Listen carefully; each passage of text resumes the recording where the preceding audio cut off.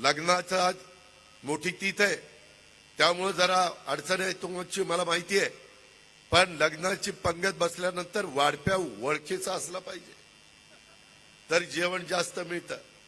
आता वाढप्या तुमच्या समोरच बोलतोय, बोरवेल्याचं त्या ठिकाणी ताट येऊ द्या, नाही त्याच्यात जास्त टाकलं तर मग मला बोला.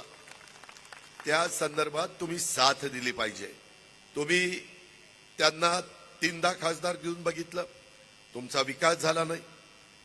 आमदारांच्या बद्दल आता ती निवडणूक नाही म्हणून मी जास्त बोलत नाही, परंतु तुमच्यातल्या संस्था कशा चालल्यात तुम्हीच आत्मपरीक्षण करा. कारखान्याची काय दुरावस्था आहे. अहो, एक कारखाना आल्यानंतर आर्थिक सुबत्ता येते. सुबत्ता, लोकांची घरदारं बदलतात, मुलं शिकतात, तिथं सगळं चित्र बदलून जातं. जे इतर भागामध्ये झालेलं आहे तशा प्रकारे बोरविल्लाकरांनो आपल्याला करायचंय. ह्याच उतरवलीची पण एमआयडीसी आचारसंहिता संपू द्या.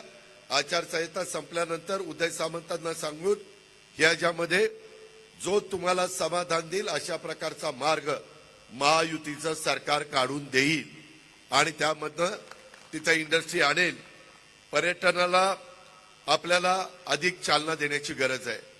इथं पर्यटनाचा विकास झाला तर भोर तालुक्यातला रोडेश्वर किल्ला, रायरेश्वर, नागेश्वराचं मंदिर, अंबवड्याचं श्री बनेश्वर मंदिर, नसरापूरचं भाटघरचं धरण, नीरा देवघर धरण, तसेच इतर तीर्थक्षेत्राचा विकास आराखडा तयार करून पर्यटनाच्या माध्यमातून विकास करता येतो. लोक पर्यटनाला जातात. अहो, पुण्यामध्ये त्या सिंहगड किल्ला आहे, जाऊन बघा किती पर्यटक येतात. यानं त्या निमित्तानं रोजगार मिळतो. तशा पद्धतीनं रोडेश्वर, रायरेश्वर आणि हे नागेश्वर मंदिर, बनेश्वर मंदिर इथं खूप काही चांगलं करता येईल. पीएमआरडीचा पैसा आपण तिथं आणू शकतो.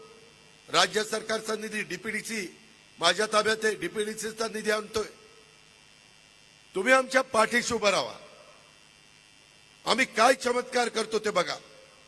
हे काहीतरी येतात मोदी साहेबांवर टीका करतात. अरे 10 वर्ष एवढा चांगला कारभार केला, 1 रुपयाचा भ्रष्टाचार नाही झाला, काय टीका करता? त्याच्यामुळे